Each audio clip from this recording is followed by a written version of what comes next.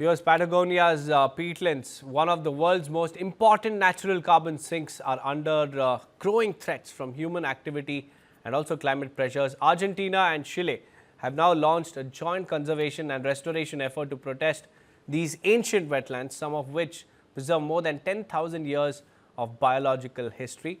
Here's the entire story. These are the peatlands of Patagonia, a fragile ecosystem that acts as a natural carbon sink, absorbing and storing great amounts of carbon dioxide from the atmosphere.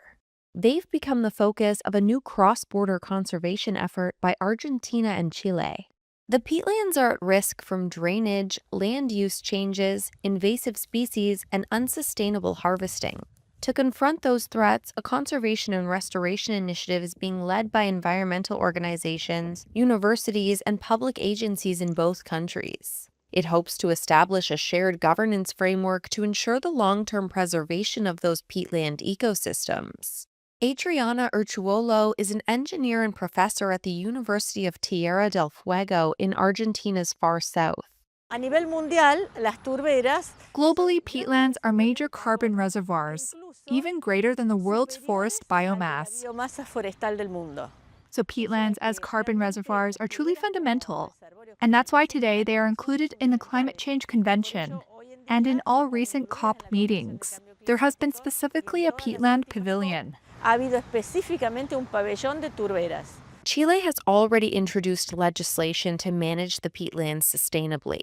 Urchuolo says that's essential because without proper legislation, the wetlands could quickly disappear, and with them, 10,000 years of biological history.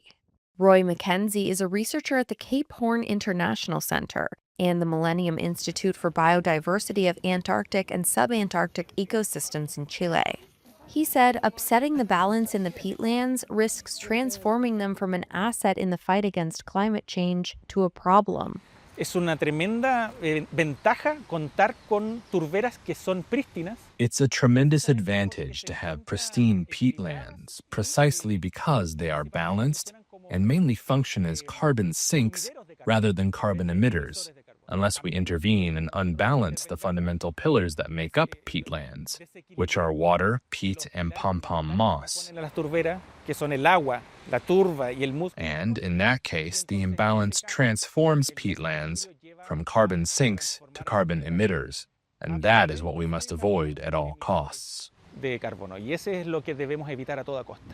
Under the joint initiative, scientists and conservationists aim to protect Patagonia's peatlands from imminent threats and preserve their ecological and climate benefits.